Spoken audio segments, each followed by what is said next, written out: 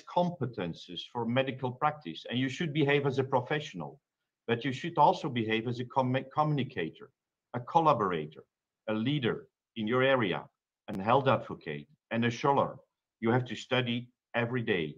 We are using lifelong learning programs to train ourselves toward that specialism.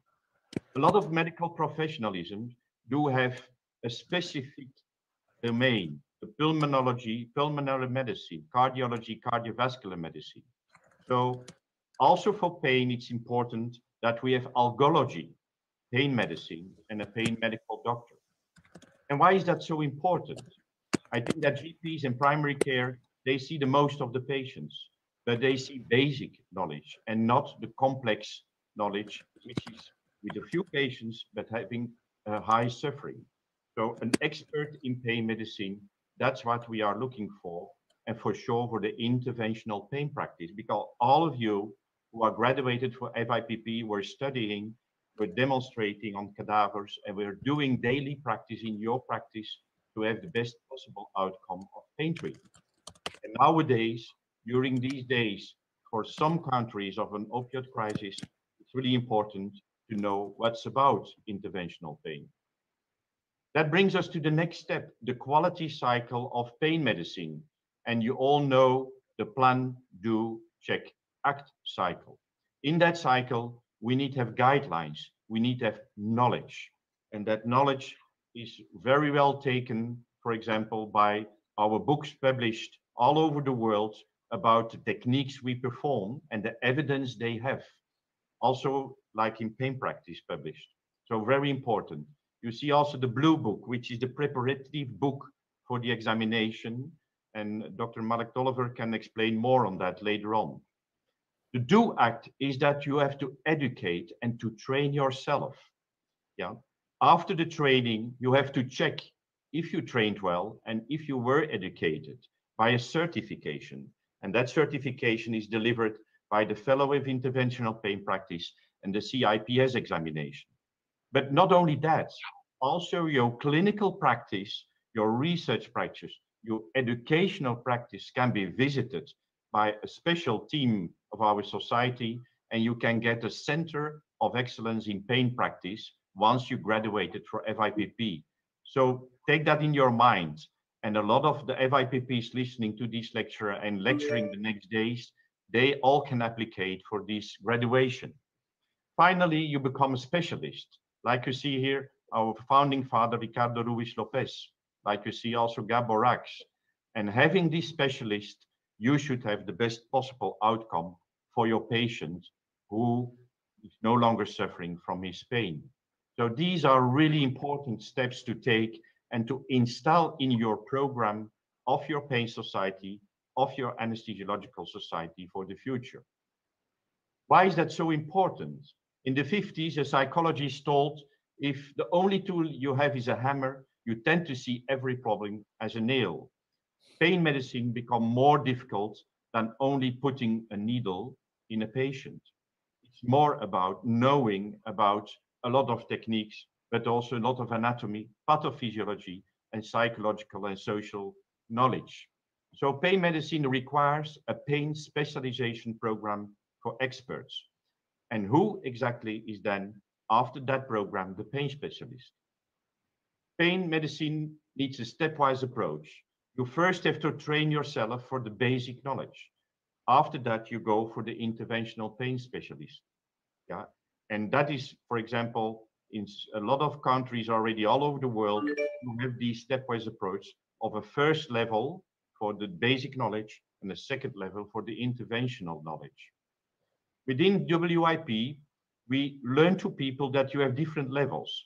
First of all, there are a lot of countries where there's no pain training. So you should go to an international pain school if there is no formal pain training in your country and learn from them what are basic techniques that you can apply in your own clinical practice. There are specific training centers, training countries where they have fellowships. That's the second level. And after following this, you can go for FIPP and Cips Exam. And then finally, we have an advanced level. Once that you have gone through all these different techniques, yeah, and you passed your examination, you can go for advanced techniques with a special focus on cancer pain, neuromodulation, epidural, vertebroplasty, and we train them also during our workshops. So important steps to take. Who exactly is an interventional pain specialist? As the field of medicine learns more about the complexities of pain, it becomes important to have physicians with specialized knowledge, and not only about the intervention, the procedure, but also about anatomy, pathophysiology, how to evaluate a patient with complicated pain problems, an understanding of specialized tests and diagnosis, and prescribing medications which do not result in addiction, and all embedded in a training program for multidisciplinarity. A lot of countries do already have this formal training in North America, in Europe, in Australia, New Zealand, Asia. And we hope that all these countries step by step improve their educational program for pain specialists, for anesthesiologists, neurosurgeons, orthopedic surgeons, to become a better doctor. And how can we motivate that? The certification program that we make has several theoretical aspects. So we test your theoretical knowledge. We are looking to your motivation by evaluation methods such as MCQs, multiple choice questions, clinical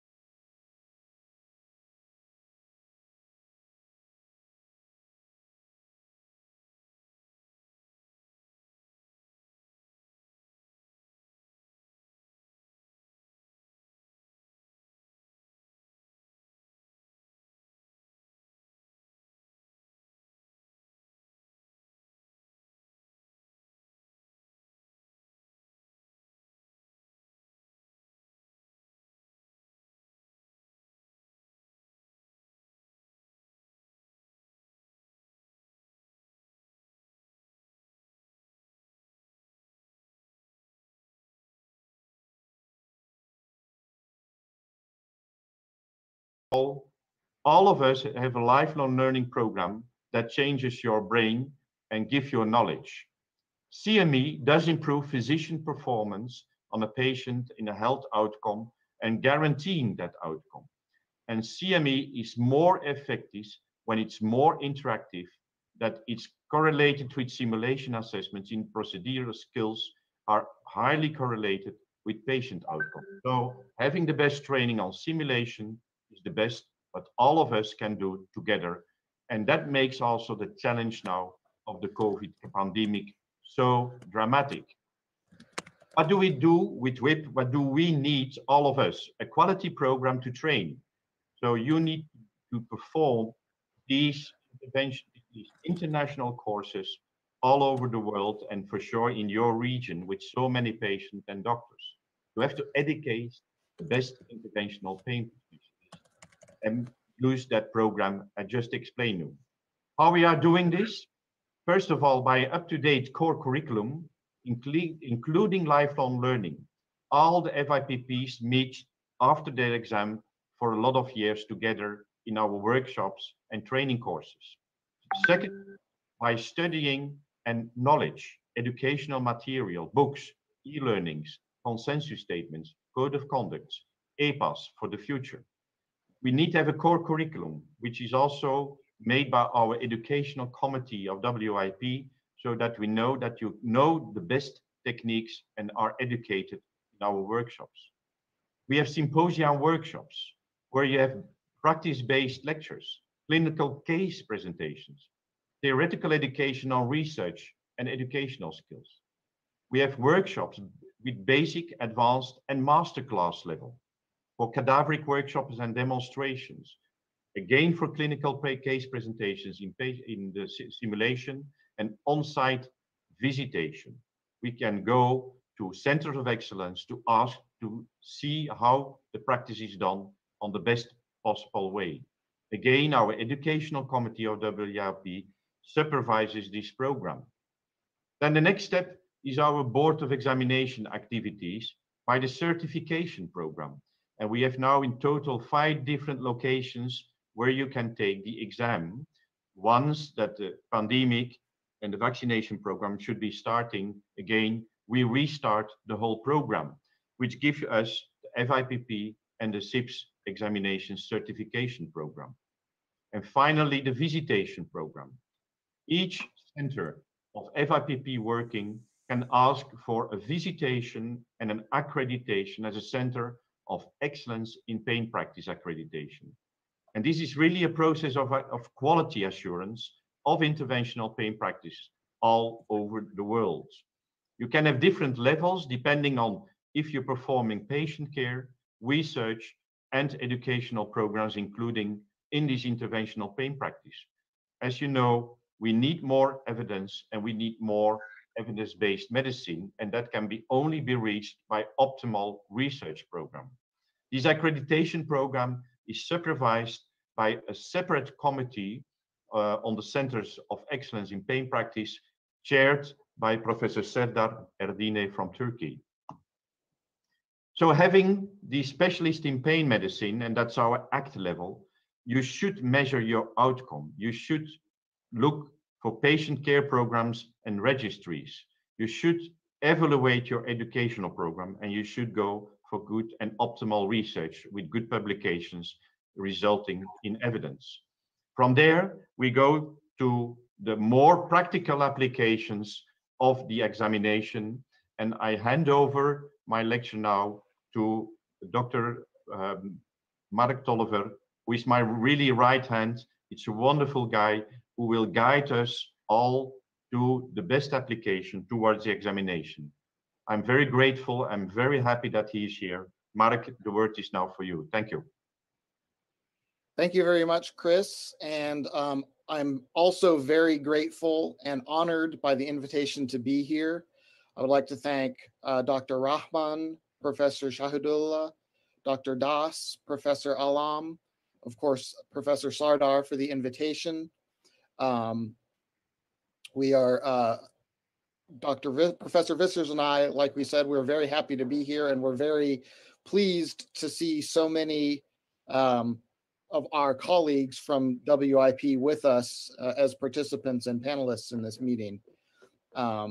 So I'm also mindful of the fact that I am the last man standing in between you and the gala dinner, so I will be as concise in my remarks as possible. Chris, if you could go ahead and advance to the next slide, Chris, please. So as Professor Vissers was saying, we have the Board of Examination is the body within the World Institute of Pain that oversees the administration and the content of the FIPP and CIPS examinations. The FIPP exam is the Fellow of Interventional Pain Practice examination. We began offering this in 2001, and so far we have 1,274 certified FIPPs around the world. A newer examination is the CIPS exam, or the Certified Interventional Pain Sonologist examination, which we have been offering since 2014. We currently have 193 certified CIPS members. Both exams are similar in their structure. FIPP, of course, is done under the guidance of fluoroscopy, and of course, CIPS is done under ultrasound guidance.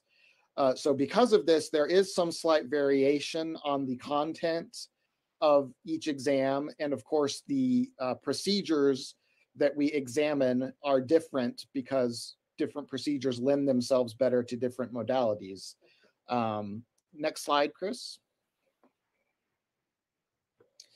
Again, going back a little bit to the organization of our board of examination, we have these various documents that are, if they're not already available on our website, they will be soon, but I think most of them are there. We have, policy procedure manual that governs how the board of examination operates, several different application documents to prepare as far as preparing to take the exam, which I'll mention more in a minute, and then some policy manuals governing specific actions, such as how we prepare our examination content, how we can administer some charitable support for the certification program, and things like that. Chris, next slide. In general, we have officers of the Board of Examination. We also have represented program directors for the different sites for the different workshops and examination locations we have. The most common locations are Taipei, Miami, Budapest, and Istanbul. Of course, as Chris said, we unfortunately are currently on kind of a hiatus from being able to offer the examination, but very soon we hope to be able to resume our exam schedule, and we're very much looking forward to seeing everyone together again at our meetings, and we would very much welcome you to join us. We also have, in addition to the basically the volunteer members of the Board of Examination, we have some professionals. One of them is me, who my full-time job is working for World Institute of Pain. We also have a psychometric consultant that helps us in the development of the examination and the proper administration of the exam itself, and then other supporting staff within our secretariat. Next, Chris. As I mentioned, with the psychometric consultant and other quality assurance initiatives we have, we take the sanctity and the importance of the exam very seriously. We spend an unbelievable amount of effort developing content for the exam, making sure it is accurate and applicable, and that we are truly measuring what we want to be measuring when we take the exam, or when we assess examinees through the exam. Next slide. Also, here is a picture of our other right-hand person, Professor Monique Stegers, also from the Netherlands, who is the registrar for the exam. I work very closely with her in determining eligibility for the exam and just an on-site administration and running of the examination program. I haven't explicitly said this, but you see down in the very bottom of this, it says a high standard is set and maintained through MCQ, oral, and practical. So both the FIPP and the CIPS examinations have these three components. There's an MCQ component, or which we also call a theoretical exam, 100 multiple choice questions. There is an oral component where you are given a clinical vignette, and in the presence of two examiners, you are guided through an interview, a conversation about that clinical vignette, and what your diagnosis and treatment plan would be for the patient as described in the vignette. And then finally, we have the practical component, which is where you are asked to demonstrate procedures on a cadaver, again, in the presence of two examiners, so that we can evaluate your technical expertise and your ability to perform these interventional procedures. Next, Chris. We've been through this already. Let's go ahead and go to the next slide, Chris. Also, just to highlight the capstone of the whole process is after you've applied and passed the exam, we will have an award ceremony where we recognize you with in front of all your peers. Traditionally, this has always been in our annual meeting in Budapest in late August of every year. Of course, we were not able to hold it this year, but hopefully next year, or if not, then certainly in the future. This is a very spectacular night, and we encourage everyone to try and make plans to be there, because it's a wonderful evening. Next, Chris. And here you have an example of the group of awardees that were recognized at this particular year. Next, I think we're getting close. Oh, here's an example of the certificate itself. So this is what you get at the end of the long process. I think, Chris, one more slide, I think. Here's the people, both current and alumna members of the Board of Examination from around the world, represented, all continents represented. Chris, next. Again, I'm not going to go through this very in a lot of detail, but the point of this slide is to show that this exam is very, very relevant to the practice of interventional pain medicine, as judged by people who have taken the exam. So the examination components are relevant, and a huge, overwhelming majority of our FIPPs would recommend taking this exam to others. I think, yes. Again, the WIP Executive Board and the Board of Examination, our goal is to serve your national targets and missions for pain. We need you, we need your participation.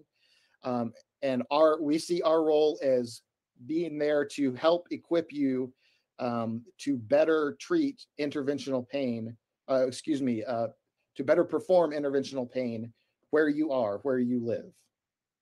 Next, Chris. And here's a final photo of our incoming president on the right, on the left, Dr. Peter Statz, and also the editor-in-chief of our journal, Professor Bert Yosten. And actually, Chris, if you will let me share my screen now real quick.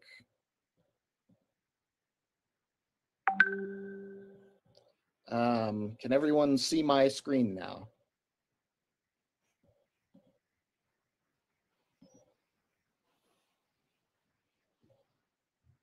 Okay.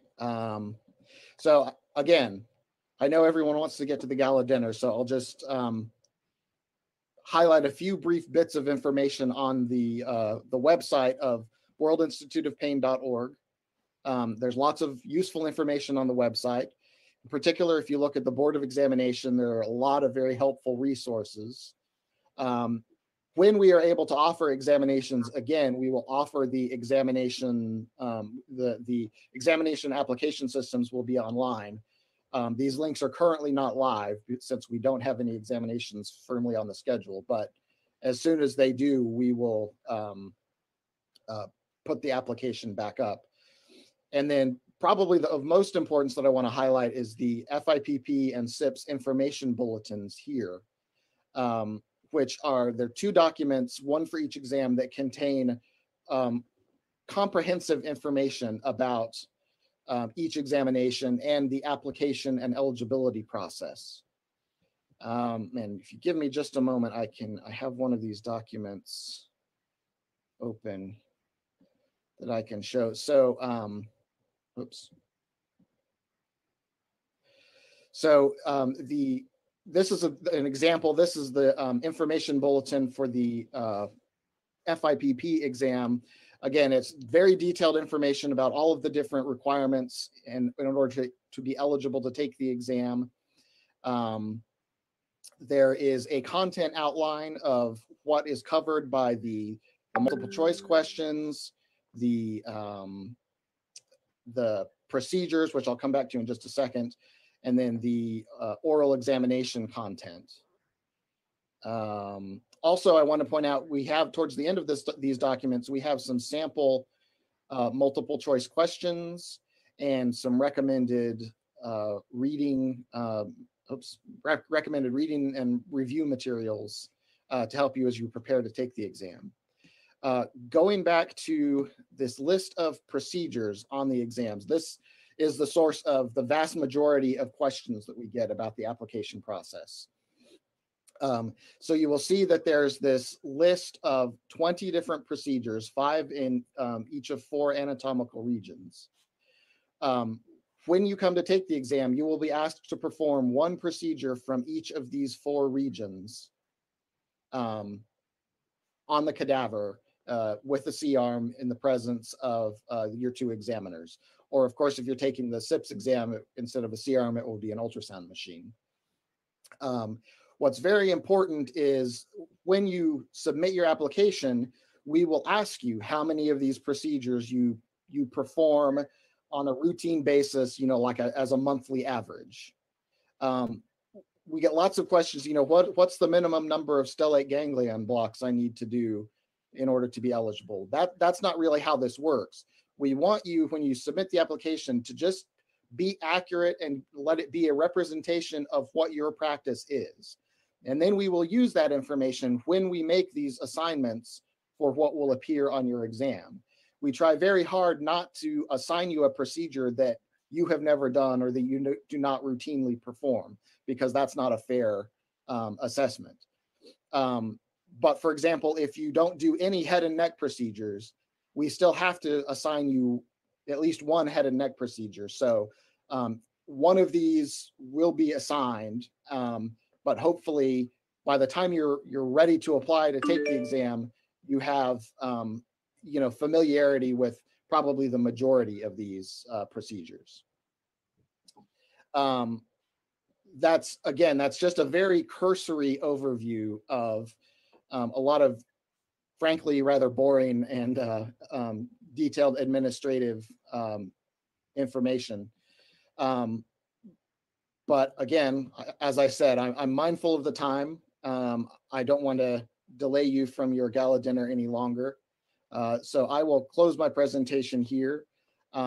Again, on behalf of WIP, thank you very, very much for the invitation. We are honored to be here, and we hope to see you all at one of our meetings, either virtually or in person, someday soon. Thank you very much. Thank you, Mark. Thank you, our 2 speakers. First of all,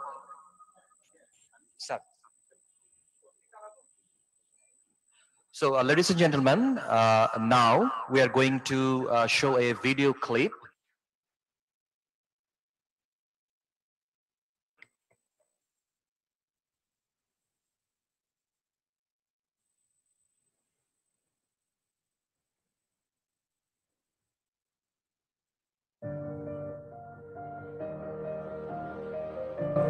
I think the important thing about the Fipp exam, it was one of the first certifying exams that actually utilized a cadaver portion to an exam.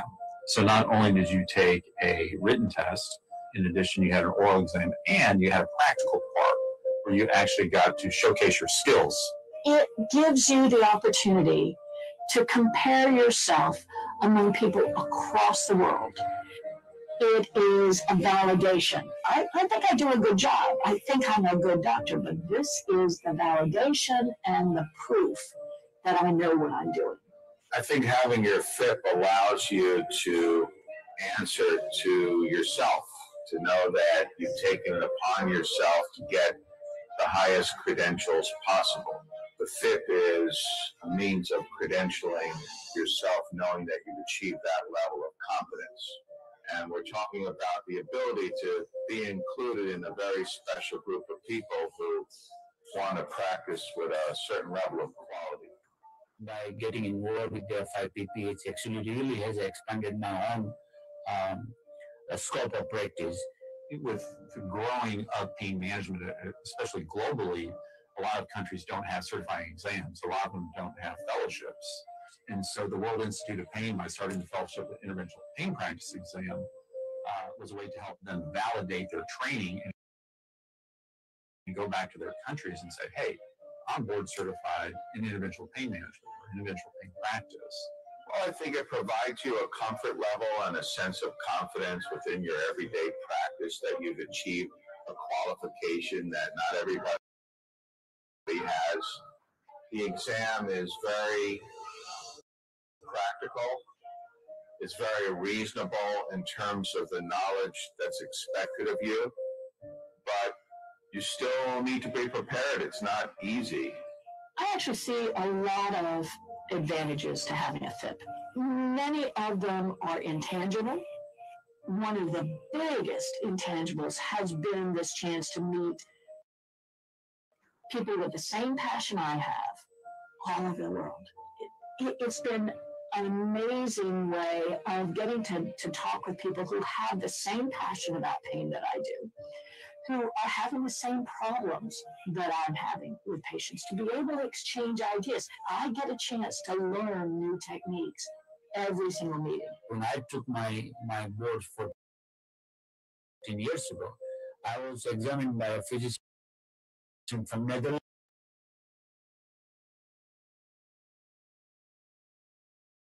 The conferences and the workshops are an excellent tool to prepare anybody for the examination. By being here and just asking simple or complex clinical questions from the faculty here, they have an incredible amount of experience and clinical knowledge. I think what's important about the World Congresses is they bring physicians from across the globe together in one meeting place. So there's lots of thought processes, and with pain management, a very young specialty, but it's a good time to mingle with the thought leaders who are all very well-known and nice people who are willing to share their knowledge. I think if you're all in, you need to be a Fipp and show yourself and show the world that you're striving to have the highest qualification available on an international level. You need to have a goal in your life. You need to have something toward which you can work to obtain. And I think planning and working toward getting the Fipp evaluation is a very wonderful goal.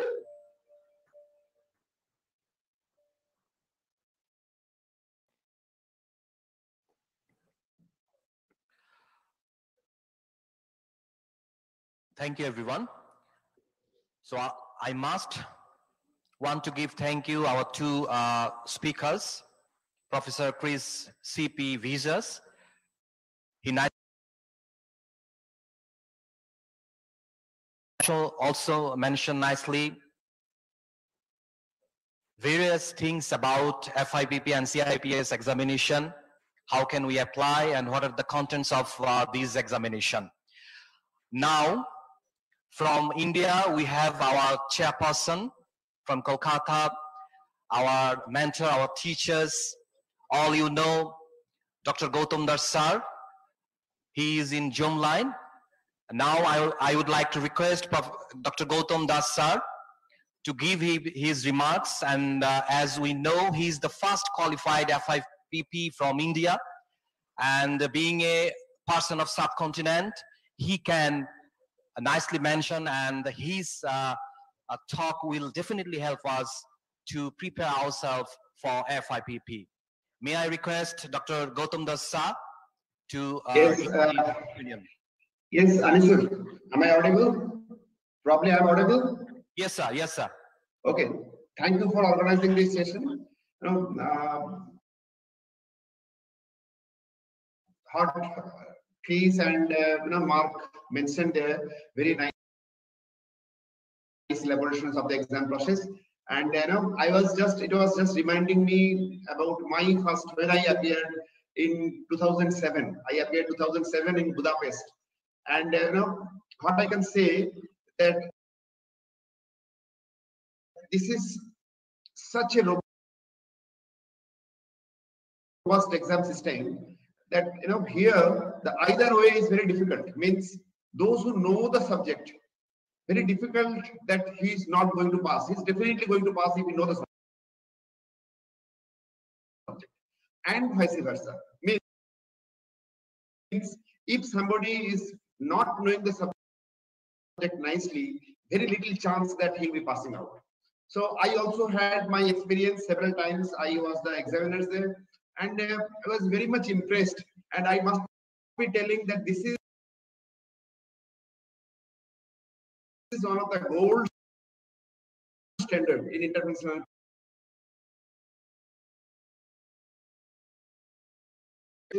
being an examiner there in the and you might be knowing that from India there is a very good number of FIP. We have been able to encourage our people. Almost, I exactly don't remember the exact number. It is close to somewhere around 70. So we have been able to motivate around 70 interventional pain practitioners to achieve this FIPP. So same way, I'll be also encouraging the the pain physicians from Bangladesh that please this is one of the FIPP is such an the qualification which is recognized all over the world as a pain physicians. If you are visiting any country, if you are doing the pain management, you will be respected like anything. People will be, that will be giving a standard. People will be knowing that you know the subject. And you might be having any other degrees. There is no the problem to have an additional degree which will be FIP. So whatever your country, each country has their own way of examinations and certifications. You might be having your own country's certifications, but I'll be still recommending that we should good information from you. So now may I request our another chairperson, as you know, he is the president of Bangladesh Medical and Dental Council, past pro-vice chancellor of Bangabandhu Sheikh Mujib Medical University, and currently he is the chairperson of National Technical Advisory Committee of COVID-19 pandemic control. Our very respected teachers and renowned neonatologist also, Professor Mohammad Shoidullah sir. Sir. Okay, thank you. Can you hear me nicely? Yes, sir. Okay, great. At the very outset, I like to thank the organizer, that is Bangladesh Society of Anesthesiologists, BSA. Its president, Professor Debabrata Bonik, and able Secretary General, Professor Kausar Sardar, for inviting me to chair this very important session. There are also luminaries, very senior colleagues in anesthesiology in this country, esteemed participants. And as I see that there are also luminaries from World Institute of Pain, and also the speakers that I have learned, two of them. One is Professor Chris C.P. Wieser and Professor David Mark Toliva. Thank you very much for your nice deliberation. And it's really heartening to know that it is the first ever e-conference on pain in Bangladesh 2020. And the very word pain, I take it as a very, in a very different way. It's a kind of a complaint or a disease that every individual is going to experience now and then. And I'm not an exception as well. So therefore, the management of pain is so crucial and important. And I always think that it is a kind of an art in managing pain in someone. And its management is also difficult and cumbersome. Sometimes it is rewarding. The pain physicians become friends. Sometimes it is not rewarding, and the pain physicians become foes, or even sometimes enemies. Because people say, well, oh, he's a very good doctor. I had long time pain and he has managed it so well. So he's a great doctor, great physician. On the other hand, if he or she doesn't get out of pain, say, okay, come on, he's not a good doctor at all. So this is something, an area which I have with me two chairperson. One, Dr. Gautam Das, nicely said what his experience of pain management and his journey in India. I have Professor ABM Maksudul Alam, the past president of this society, Bangladesh Society of Anesthesiologists. I like to thank particularly Professor Cips Exam for your elegant presentation about the education and training certification in FIPP, that is Fellow of Interventional Pain Practice. And then you handed over your torch to David Mark Toller that he delivered. He talked about the system of assessment and giving certification. Thank you very much. And I have learned a lot, actually. Now, I don't want to be a villain to give a long lecture before the gala dinner. And I don't want to be a cause of pain to the esteemed audience for my long deliberation. Only one thing I can say, that Bangladesh has a population of 170 million. It's not a, small number. A lot of people have got pain, and we need to have a quality pain management. And for that, we need to have a handful number of pain physicians in Bangladesh. And I would request our international colleagues that if you can have this kind of certification program in Bangladesh, this will be a great help to this country. With that, thanking again for inviting me and giving me the opportunity to say a few words before regarding pain and its management and its prospect in Bangladesh. Thank you. Thank you, Professor Mohammad Shahidullah Sir, for giving his very valuable comment. And knowledge and recognize pain specialty as a subject. It's very interesting for us. Once again, sir. So now, last but not least, our chairperson is present here, Professor ABM Maksudul Alam sir. He was the first president of Bangladesh Society of Anesthesiologists, and is a very nice mentor teacher, largely known as Bashusa. So may I request Professor ABM Maksudul Alam sir for his closing remarks. Thank you very much. I don't want to take much time between this dinner, but I want to assert some pain to my younger colleague. As I am with Professor Mohammad Shahidullah, he is an academician, he is a decision maker of the country. As well as thanks to Gautam Das, a good friend of mine. My heartfelt thanks to Professor Cips Exam and David Tolliver, the way they have inspired, the way they have shown, probably with the development of social and economical development of the Bangladesh, the expectation of the people has increased. And to meet their expectation, probably we need to become among these few who are really confident in their interventional pain management. And for that, you need education, you need training, as well as certificate.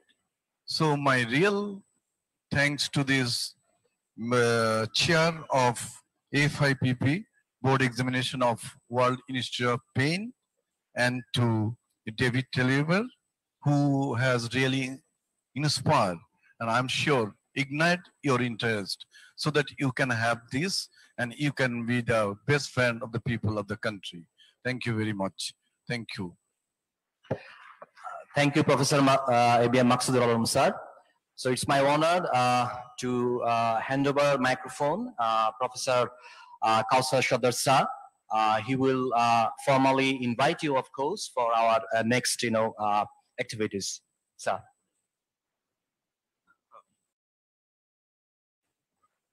Okay, thank you very much.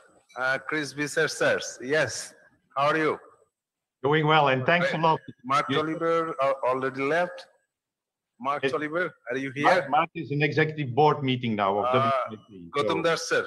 Yes, yes. We are missing the gala dinner, cultural, and all the friends. We are already down from the stage. Yeah, so he's here in my left side. I'm in stage actually.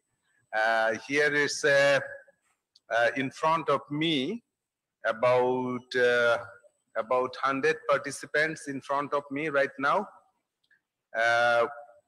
We are doing this conference by social distancing policy of now government rules. And so in this big hall room, in usual time, it's a 500 accommodation in this room, but right now it's only 100 seats are here. We maintain that policy of the government, and very importantly, the National Technical Committee advisor is here. He is the lawmaker here, Professor Shoidullah sir, for the COVID. So we maintaining that rules of the government, and yes, we are very happy to hear from you, especially Chris Visser and Mark Tolliver and Gautam Das, as well as Professor Shoidullah sir. Thank you very much for joining us. This is the last session of today's. Just after this session, we'll go for a cultural program and as well as the dinner here. So for the Chris Visser and Mark Tolliver, you will miss and Gautam Das sir, you will miss the dinner, but you can enjoy the cultural program from your side. And Shoidullah sir also, he will miss this program because he is now in home. Can I disclose, sir, Shoidullah sir? Sir, he is COVID positive right now. That's why he is unable to join physically in our program. So he is fine physically. He is fine, no problem at all, but still he is positive. Hopefully he will come back physically some days after, I think. So all good wishes to God for him. He will be cured very soon. So now I'm handovering the mic to our cultural secretary, Dr. Mehdi Hassan. Yes, Mehdi Hassan will take the floor to conduct the next cultural program. Thank you very much to join us. Thank you. You are watching Raj TV, Jagorone, Bangladesh. Please subscribe.